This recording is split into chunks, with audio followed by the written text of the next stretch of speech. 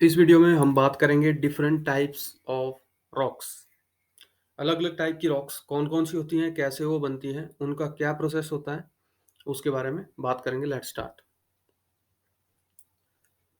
There are three types of rocks: sedimentary, igneous and metamorphic rocks.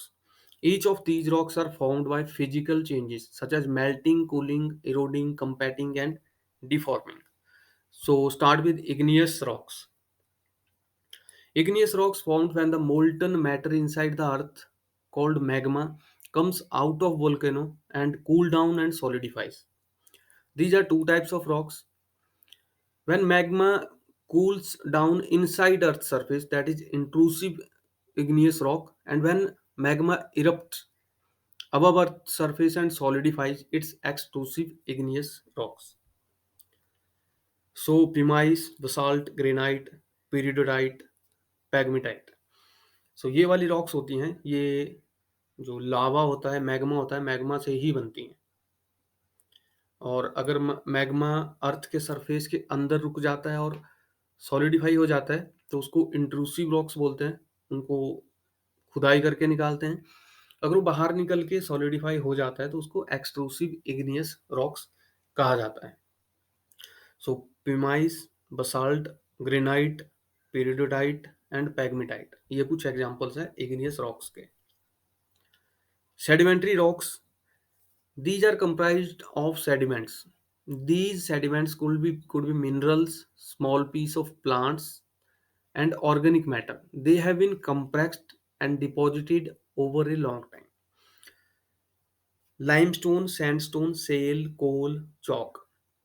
तो इसमें क्या होता है कि जो पीस ऑफ प्लांट्स हैं या ऑर्गेनिक मैटर है, मिनरल्स हैं, वो धरती के नीचे दब जाते हैं। फॉर एग्जांपल, अगर पत्ते मान लेते हो धरती के नीचे दब जाते हैं, वो खराब नहीं होते हैं, तो वो धरती के अंदर ही कंप्रेस होके रहते हैं। और कंप्रेस होने के बाद कुछ समय बाद या बहुत समय के बाद वो एक रॉक की फॉर्म ले लेते हैं। जैसे कि आपने लाइमस्टोन देखा होगा या सैंडस्टोन देखा होगा, अगर आप सर्च करोगे तो आप पाओगे कि ये बहुत सारी रॉक्स इकट्ठा लग रही है हमें, मतलब बहुत सारा मैटर इनमें रहता है। तो कंप्रेस बहुत ज़्यादा समय के लिए ये चीज़ें होती है धरती के नीचे दब के, और ये सेडिमेंट्री रॉक्स का रूप ले लेती है। नेक्स्ट हमारी जो रॉक्स होती हैं वो होती है मेटामॉर्फिक रॉक्स। जब इग्नियस रॉक्स हो या सेडिमेंट्री रॉक्स हो, इनको जब हाई टेम्परेचर में एक्सपोज किया जाता है, बहुत ज़्यादा हाई टेम्परेचर होगा, रॉक तो बन गई है, उसके बाद इनको ये हाई टेम्परेचर और प्रेशर में चलेगी, तो इनका क्या होता है कि जो फॉर्म होती है वो चेंज हो जाती है। This process of changing from one form of rocks to other called metamorphism. This process transform rocks into denser more compact rocks. तो ये बहुत ज़्यादा डेंसर लुक देती है। और इनमें आता है मार्बल, आपने देखा होगा, स्लेट, ग्नेशिस, स्काइस्ट, क्वार्ट्ज। तो ये ज़्यादा सबसे ज़्यादा डेंस कौन सी रॉक्स होती हैं, तो होती है मेटामॉर्फिक रॉक्स। इग्नियस रॉक्स और सेडिमेंट्री रॉक्स, ये रॉक्स ही मेटामॉर्फिक रॉक्स बन जाती हैं अगर इनको हाई टेम्परेचर और प्रेशर में प्रोसेस किया जाए। और इग्नियस रॉक्स वो रॉक्स होती हैं जो कि मैग्मा से बनती हैं, और मैग्मा अगर धरती के अंदर रह जाता है तो उनको इंट्रूसिव इग्नियस रॉक्स कहते हैं।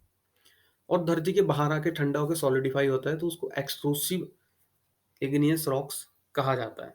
तो आप देखोगे जो ग्रेनाइट होता है, ग्रेनाइट एक इग्नियस रॉक्स है, जबकि मार्बल एक मेटामॉर्फिक रॉक्स है। तो ग्रेनाइट को हाई टेम्परेचर में प्रोसेस किया गया, उसके बाद मार्बल बना, तो मार्बल ज़्यादा सॉलिडिफाई होता है ग्रेनाइट से। इसी तरह से जो सेडिमेंट्री रॉक्स होती हैं, फॉर एग्जांपल पेड़ों के पत्ते या पेड़ों की टहनियाँ दब गई बहुत ज़्यादा प्रेशर में, वो ख़राब नहीं हुई, और उन्होंने क्या किया, वो लेयर की जो पीसी होती है, वो पीसी जो होती है वो सॉलिडिफाई हो जाती है। कोल भी इसी का एक एग्जांपल है। तो आप देख सकते हो शेल, सेडिमेंट्री रॉक्स में आप शेल देखोगे और मेटामॉर्फिक रॉक्स में आप स्लेट देख रहे हो।